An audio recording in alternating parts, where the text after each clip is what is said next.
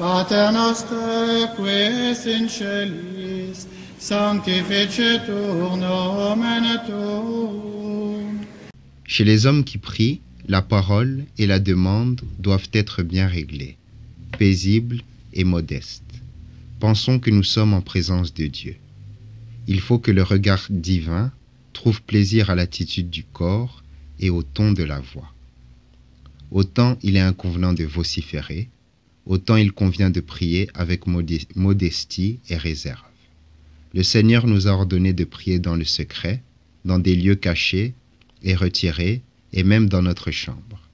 C'est ce qui s'accorde le mieux avec la foi, car nous devons savoir que Dieu est présent partout, qu'il entend et voit tous les hommes, que par la plénitude de sa gloire, il pénètre dans ce qu'il y a de secret et caché.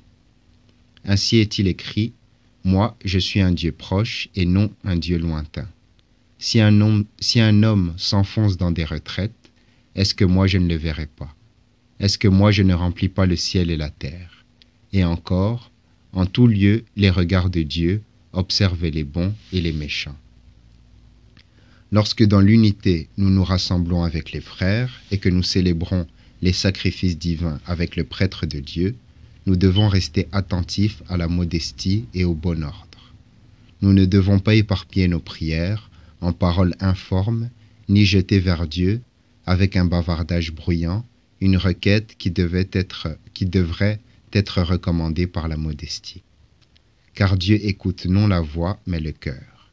Et nous n'avons pas à attirer par nos cris l'attention de celui qui voit les pensées. Le Seigneur le prouve quand il dit « Pourquoi ces pensées dans vos cœurs ?» Et dans un autre passage, « Que toutes les églises le sachent, moi, je sonde les reins et les cœurs. » Au premier livre des rois, Anne, qui préfigure l'Église, observe cette règle.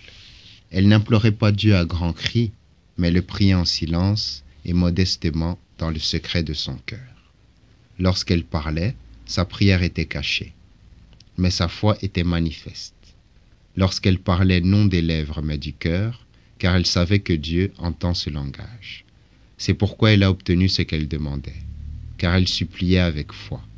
L'Écriture le montre lorsqu'elle dit « Elle parlait dans son cœur, elle remuait les lèvres, mais on n'entendait pas sa voix et le Seigneur l'exauça. » De même, nous lisons dans les psaumes « Parlez dans vos cœurs, et sur votre lit, taisez-vous. » Par Jérémie, le Saint-Esprit nous donne le même enseignement.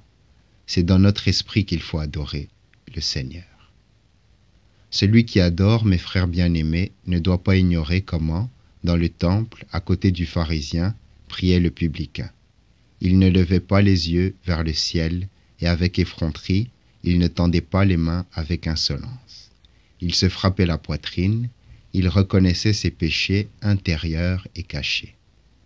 Il implorait le secours de la divine miséricorde.